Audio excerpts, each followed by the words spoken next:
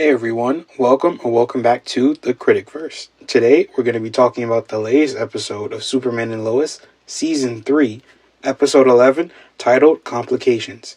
Now, before we get to the video, don't forget to like, comment, and subscribe to help build the community, but to keep updated on the channel and whatever future shows I may cover.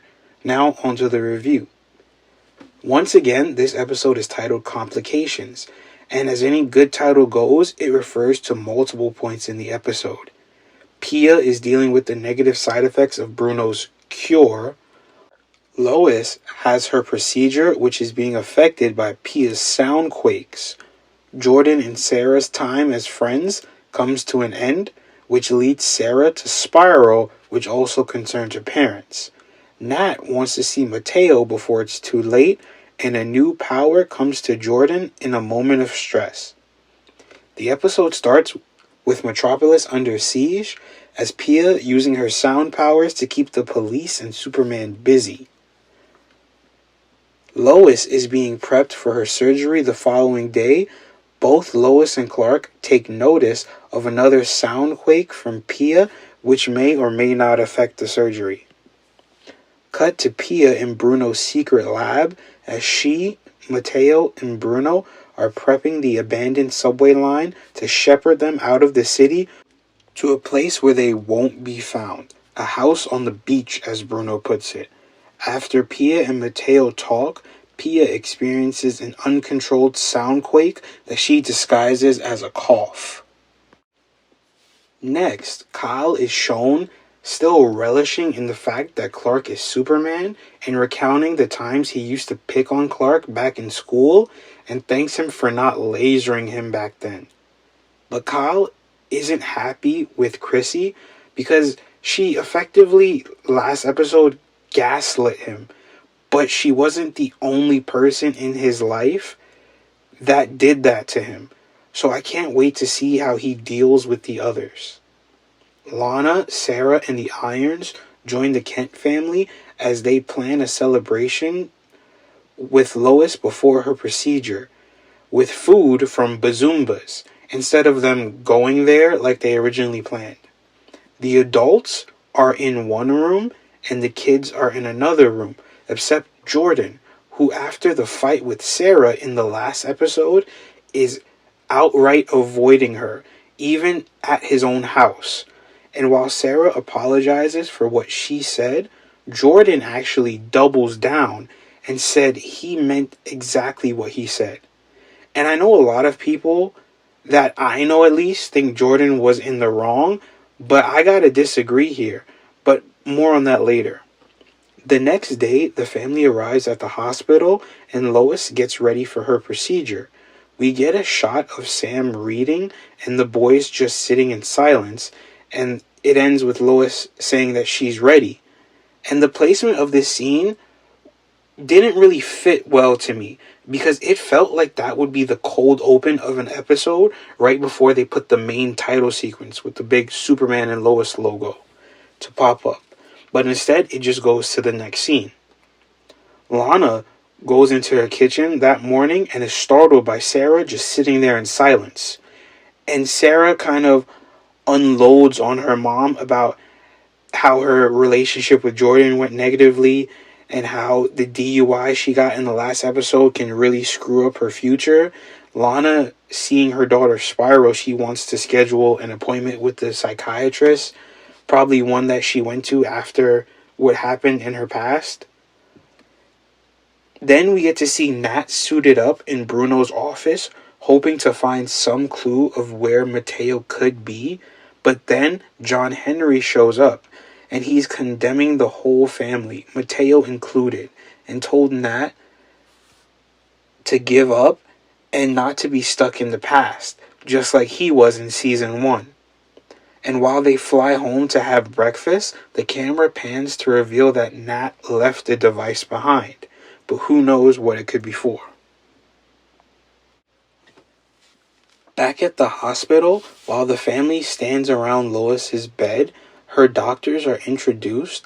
And what's interesting about this scene is that while usually the camera is static, meaning it doesn't move around all that often, They switch to a handheld shot that looks like shaky cam to show how disoriented Jordan feels in this moment as he starts to panic under the gravity of the situation. He then leaves the room and Jonathan follows.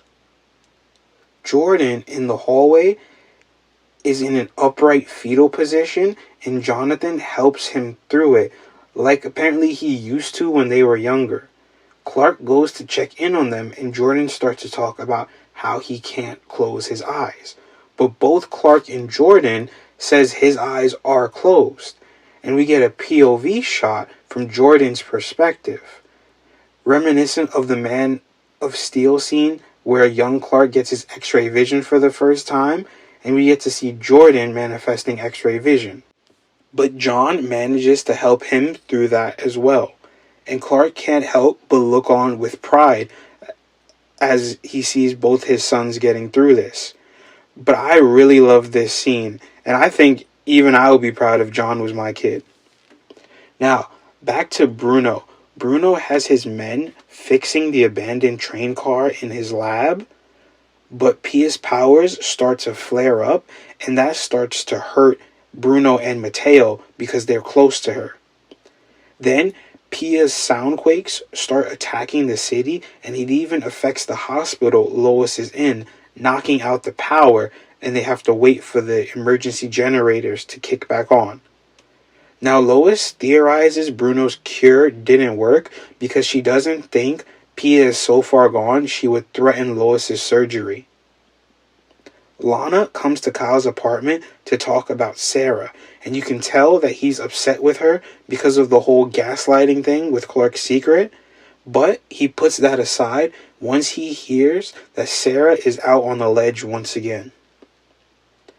Jonathan helps Jordan put things into perspective on getting a new power and how he relates to when he's in a tough spot, he's just there, and that he doesn't get a new power to help him through it like Jordan does. And he also says that Jordan has to relax because his powers are tied to his emotions, and that's why it's all out of whack. Lois isn't going to postpone her surgery because of the soundquakes, and notes that it took a lot for her to psych herself up to even do it today. So she's not going to postpone it any longer. Cut to Bruno and the Mannheims again. Bruno gives Peia another dose of the cure, and she stabilizes, but only for a second. And then the quakes get even worse. And as Bruno yells for his henchmen to get another dose, he gets turned into paste by Peia, who doesn't want any more of Bruno's so-called cure. And this scene was so graphic for the CW, I can't believe they even did it. Matteo says he's going to go and get help and runs off. But Bruno claims that he can still fix it. Back at the hospital, Lois goes into surgery and the family has to stay back at a certain point. And while this shot is really emotional, it feels so weird that they're all wearing black. And I know this sounds pretty superstitious, but why would you go to the hospital in all black while someone is in surgery? Matteo gets up to his dad's office and tries to call for help, but the network is down because of Peia's soundquakes. But the device Nat left behind comes into play, as it's still operational and his presence signals Natalie to come. And she shows up offering help, but Bruno also comes in the room with his goons, guns cocked. Kyle and Lana have a talk with Sarah, and Kyle discusses how he dealt with his demons and it resulted in his alcoholism. And he advises Sarah to find something that gives her purpose. In the meantime, like a job. And the diner they're sitting in is hiring. I mean, they do have an opening since Candace left a couple episodes ago. Now, Bruno threatens Nat at gunpoint when just then Steele's hammer comes in spinning, knocking out all of Bruno's men. But because of Matteo's pleading, John Henry offers his help instead. Now, Peia has made her way street level, and it's unclear of what her plan is, but Superman is now able to find her. And when he does, he offers to help, but she refuses and releases a soundquake so big it sends him flying. But just him though, none of the surrounding cars or buildings are affected. Now, Matteo and Bruno and the Irons are on looking off the roof of their house, and Matteo pleads with Nat to fly him there, but she advises against it, saying he won't survive. Meanwhile, at the hospital, Jordan is keeping an eye on Lois's surgery with pretty good control of a power he just got, and he's able to stop a tank of flammable gas from falling over mid-procedure. While talking with Peia, Clark gives her a version of the speech he heard from his cancer spouse support group, and with Peia finally being able to let go, whispering her final words in Clark's ears, he carries her into the sky for a final soundquake. After, he brings Peia's lifeless body back to Matteo and Bruno, and they grieve together, while Clark informs them of her final words. She'll love them both, forever and always. Their signature.